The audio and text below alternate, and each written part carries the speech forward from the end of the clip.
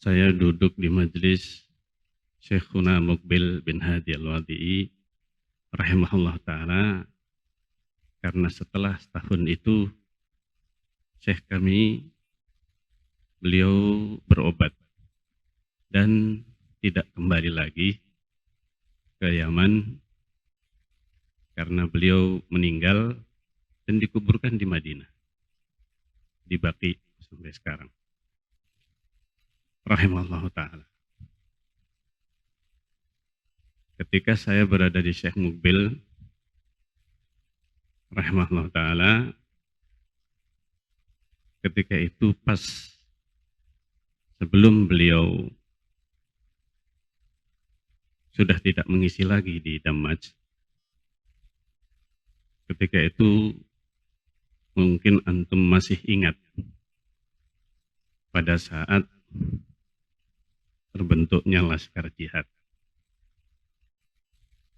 Mungkin sebagian di antara antum mungkin belum lahir ya, belum lahir. Saya melihat masih banyak yang muda di sini. Sebenarnya sebelum datang utusan dari Indonesia, dua teman saya, Ustadzul Qornain dan Zul Akmal, yang diutus untuk bertanya kepada masyayikh ke Saudi, Syekh Robi, dan di Yaman Syekh Muqbil. Saya sudah bertanya kepada Syekh Muqbil rahimahullah ta'ala tentang jihad di Indonesia, yang jawabannya sebenarnya berbeda dengan jawaban ketika utusan datang ke sana.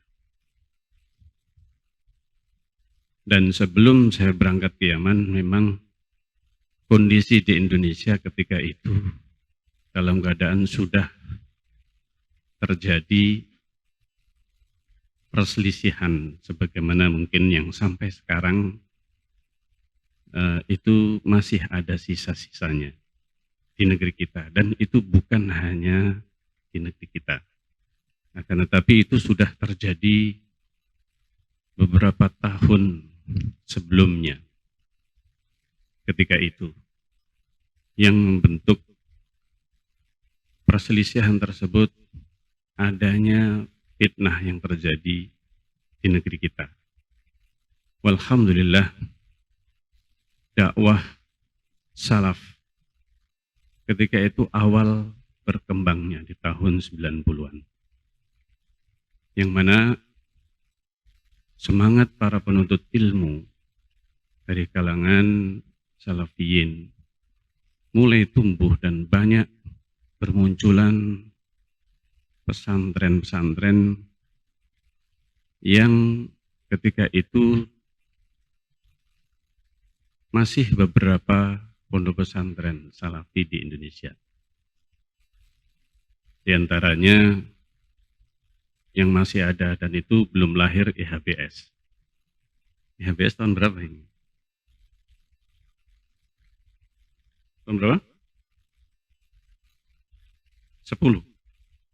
2010, Masya Allah. Jadi tahun itu 90-an, 90 sekian. Itu masih mungkin Tengaran, Al-Furqan Gresik, kemudian Bukhari masih belum, Jamilur Rahman juga masih belum. Nah itu, kemudian saya pertama kali saya belajar di pondok pesantren di Yogyakarta, yaitu pondok pesantren Degolan. Angkatan saya waktu itu Ustadz Khalid Syamhudi, yang karena satu bangku dengan saya. Ustadzul Qornain juga ketika itu masih sebelum berangkat ke negeri Yaman, setahun atau beberapa tahun sebelum saya. Nah, dari sisi pengalaman dakwah, sebenarnya sudah saya jalani ketika saya masih belajar di Degolan pada waktu itu. Ustadz Khalid Syamhudi berangkat ke Saudi diterima di Universitas Islam di Madinah dan menyerahkan semua kajiannya kepada saya. Ketika itu saya masih belajar, tapi setiap hari Kamis karena libur Jumatnya, sehingga saya keluar menggantikan jadwal Ustadz Khalid Syamhudi yang tahun lalu beliau ngisi di sini. Ya, Ustadz Khalid Syamhudi berangkat ke Madinah, kemudian saya menggantikan di Cilacap, di Kroya, kemudian Purwokerto, Kebumen. Sampai hari Jumatnya saya kemudian kembali lagi ke pesantren. Itu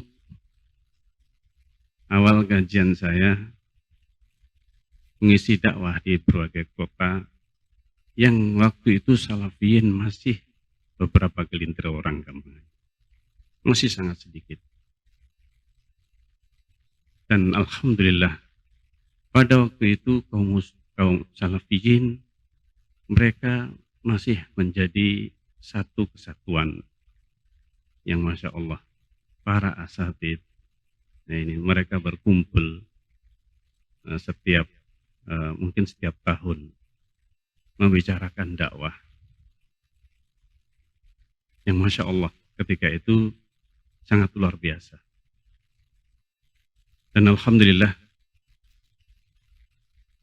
antum sekarang terutama yang masih muda-muda bersyukur dengan banyaknya kajian dari para masyayikh yang mana ketika itu masih sangat jarang atau hampir belum ada. Pertama kali masyayikh diundang ke Indonesia Syekh Ali Hasan Al-Halabi rahimahullah ta'ala. Ini yang pertama kali, atau sebelumnya ada talibul ilm yang datang ke pondok waktu itu di pesantren yang ada di Indonesia, di Dekolan, di Tengaran. Dan alhamdulillah geliat dakwah salafiyah ketika itu mulai bermunculan. Nah, saya sendiri masih sebagai seorang talibul ilm, meskipun sampai sekarang juga masih sebagai talibul ilm seperti antum sekalian. Dan sebagai seorang penuntut ilmu yang dikatakan oleh para ulama, la yustata'ul ilm birahatil jasad. Tidaklah ilmu itu bisa didapatkan dengan rahatil jasad, dengan nyantai. Akan tetapi seorang penuntut ilmu dia harus betul-betul menggunakan kesempatan sebaik-baiknya, menggunakan kesempatan waktu sebaik-baiknya. Seluruh waktu seandainya kita gunakan untuk ilmu, maka yang kita dapatkan adalah secuil dari ilmu itu sendiri. Inna a'taka kullaka yu'tika ba'dah. Ilmu itu kalau engkau memberikan seluruh hidupmu, maka ilmu akan memberikan sebagian atau bahkan sekelumit dari ilmu. Nah, apa yang kita dapatkan?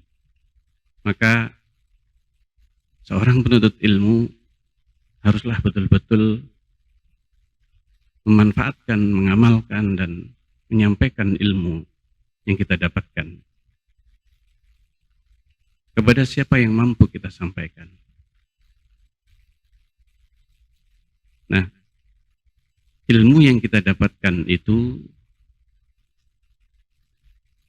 merupakan tanggung jawab kita sebagai duat, sebagai da'i. Maka hendaknya jangan kita sia-siakan, apalagi antum di antara para duat yang alhamdulillah terundang dalam kesempatan ini. Banyak di antara para asatidz, para duat yang terlambat dan tidak diterima dalam dakwah, dalam daurah ini. Maka karena keterbatasan, maka gunakan sepenuhnya. Itu nikmat yang sangat besar. Majelis ilmu yang kita hadiri, yang bisa kita datangi. Gunakan kesempatan sebaik-baiknya. Sebenarnya apa yang saya alami atau pengalaman dakwah saya sendiri, saya melihat pengalaman dari banyak asatidz, terutama di pedalaman, yang jauh lebih layak untuk diceritakan. Saya sendiri dakwah di kampung halaman saya sendiri. Setelah kembali dari negeri Yaman dengan pengalaman belajar saya di sana. Belajar di negeri Yaman mungkin tidak sama dengan di Saudi atau di tempat lain. Pengalaman saya belajar ketika itu sungguh luar biasa. Jadi ketika saya belajar di negeri Yaman, listrik tidak seperti di Indonesia. Ya, mungkin kalau sekarang masih ada di pedalaman di Indonesia. Listrik hanya pakai diesel. Ini hanya beberapa waktu. Malam hari jam 12 atau sebelumnya sudah dimatikan. Ini. Dan ketika itu belajar, yang ingin belajar berbekal dengan lampu seadanya yang masih kecil. Ini. Dan itu digunakan untuk murojaah di masjid. Lampu yang ada di tengah itu yang digunakan untuk belajar, dimanfaatkan oleh para santri. Ini ketika saya di Damaj, subhanallah. Di Indonesia ini jauh lebih modern ketika itu. Ini di tahun 90-an atau 2000-an. Ini.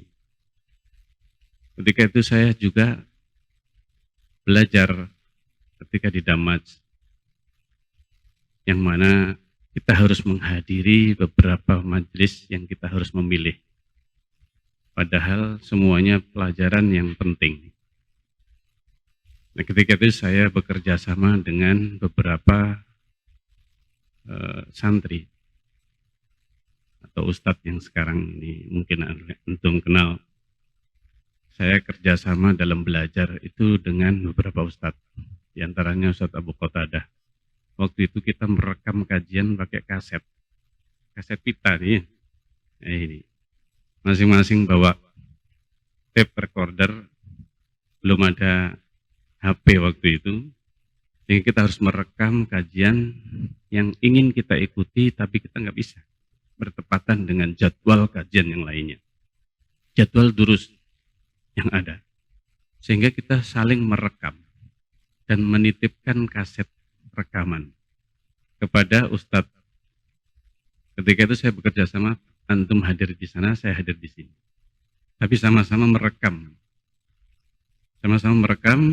dan juga saya mengambil catatan pelajaran di durus yang saya tidak bisa hadiri. Saya lebih memilih salah satu di antara kedua atau ketiga pelajaran itu di waktu yang sama, dan mendengarkan kajian setelah selesai. Kemudian mencatat mudzakkirah yang didiktekan. Dan ketika itu saya mengambil dari catatan asatidz yang lainnya. Demikian belajar kita di negeri Yaman pada waktu itu. Saya lebih suka menceritakan pengalaman waktu belajar daripada apa? Ketika dakwah. Kalau pengalaman dakwah insya Allah banyak yang sudah apa? Sudah lebih berpengalaman. Nah itulah pada waktu itu. Dengan kondisi negeri Yaman yang luar biasa. Kalau pas lagi panas, ya kita hanya berkesempatan AC di masjid saja.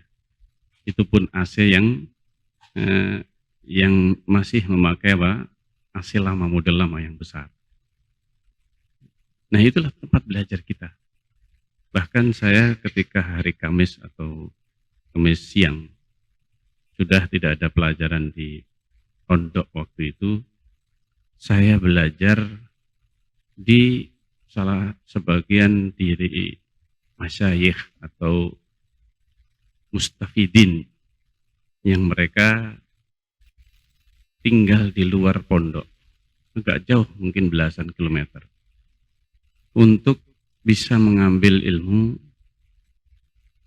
Saya berjalan kaki keluar beberapa kilometer di padang pasir, di pedalaman Maghrib ketika itu. Karena sebagian dari mereka harus tinggal di luar dan agak jauh di Baduy. Nah, disitulah pengalaman kita belajar di luar pondok pesantren yang jauh lebih primitif kalau kita sekarang di Indonesia. Lebih primitif. Kehidupan di negeri Yaman. Ini. Sehingga belajar kita di sana itu luar biasa. Mungkin mendekati zaman dahulu mereka para salaf dalam belajar. Ini kita harus mencatat. Ini nggak bisa fotokopi ketika itu ya. Ini. Jadi mencatat mudzakkirah yang diberikan, catatan yang kita meminjam catatan dari sebagian yang lainnya untuk mencatat pelajaran kita. Masya Allah. Tapi disitulah nikmatnya belajar. Disitulah nikmatnya belajar kita menuntut ilmu. Ketika dalam kondisi yang sulit, maka kita bisa merasakan bagaimana para ulama zaman dulu ketika mereka belajar. Bagaimana para ulama ketika mereka menuntut ilmu. Yang mereka berjalan kaki ribuan kilometer. Ketika itu saya cuman paling beberapa belas kilometer saja. Kadang juga nunut mobil box atau mobil gundul apa namanya, pick up. Yaitu kalau ada lewat maka kita naik di mobil pick up untuk menuju ke tempat belajar kita. Ini balik juga demikian. Kalau nggak dapat ya jalan kaki sampai ke pondok. Ini pesantren yang kita datangi. Lebih banyak saya belajar di negeri Ma'rib. Karena saya belajar di Damat hanya setahun saja ketika di sana. Maka saya memberikan nasihat kepada terutama para pemuda yang masih belajar, mungkin sekarang di Libya atau di pesantren yang ada, maka gunakan sebaik-baiknya. Kesempatan belajar di negeri kita ini, alhamdulillah, sekarang ini jauh lebih nyaman, apalagi di IHBS. Ya, sangat nyaman tempat belajarnya, dan waktu kita sebenarnya yang sangat terbatas ini, gunakan sebaik-baiknya. Ini belajarlah dari pengalaman asatidz yang ada di sini, yang sudah sepuh, ini yang mungkin lebih sepuh daripada saya. Ini tanya bagaimana ceritanya mereka dalam belajar dulu ketika berada di Ma'had. Maka dari pengalaman-pengalaman mereka, kita akan lebih bersemangat di dalam menuntut ilmu. Ini baca sirah para ulama ketika mereka belajar. Banyak di antara kitab-kitab para ulama yang menyebutkan tentang bagaimana mereka belajar. Ini mereka belajar menuntut ilmu, rehlah dalam menuntut ilmu, mereka berjalan kaki dengan kondisi yang seadanya. Ini makanya tadi saya sampaikan, la yustata'ul ilm birahatil jasad. Tidaklah ilmu itu bisa didapatkan dengan jasad yang nyantai. Dengan jasad yang nyantai. Bagaimanapun belajar kita harus siap. Meskipun alhamdulillah dalam daurah ini luar biasa. Kita merasakan kenyamanan dalam menuntut ilmu. Bahkan majelis kopi siap untuk melayani kita sekalian. Ini dengan kopinya dan dan juga panitia menyediakan makan yang masya Allah. Ini sedikit kita mengulangi masa-masa menuntut ilmu jadi santri kita dulu. Ya, ini alhamdulillah. Kita bersyukur kepada Allah Azza wa Jalla atas nikmat yang Allah berikan kepada kita. Nikmat menuntut ilmu. Karena menuntut ilmu ini bukan hanya ketika masih muda. Kita thalabul ilmi itu minal mahdi ilallah. Dari gendongan kita sampai kita masuk ke liang lahat. Kita tetap sebagai thalibul ilm. Jadilah thalibul ilm sepanjang hidup. Menuntut ilmu sepanjang hidup kita. Jangan kemudian ketika kita ini sudah menjadi ustadz, sudah menjadi syekh bahkan, kemudian kita melupakan status kita ini sebagai thalibul ilm. Ini. Karena itulah yang akan menjadikan kita terus bersemangat untuk mencari ilmu. Meskipun kita sudah tua, meskipun kita sudah mendekati ajal kita, akan tetapi jadilah penuntut ilmu sampai akhir hayat kita. Dan tetaplah jaga semangat kita menuntut ilmu. Ini sampai kita dipanggil oleh Allah Azza wa Jalla. Mungkin itu yang bisa saya sampaikan dalam kesempatan kita kali ini. Semoga bermanfaat apa yang saya sampaikan dan yang akan disampaikan oleh asatidzah yang lainnya nanti. Semoga bermanfaat untuk saya pribadi dan juga untuk antum sekalian. Dan saya akhiri, subhanakallahumma rabbana wa bihamdik, asyhadu an la ilaha illa anta, astaghfiruka wa atubu ilaik. Assalamualaikum warahmatullahi wabarakatuh.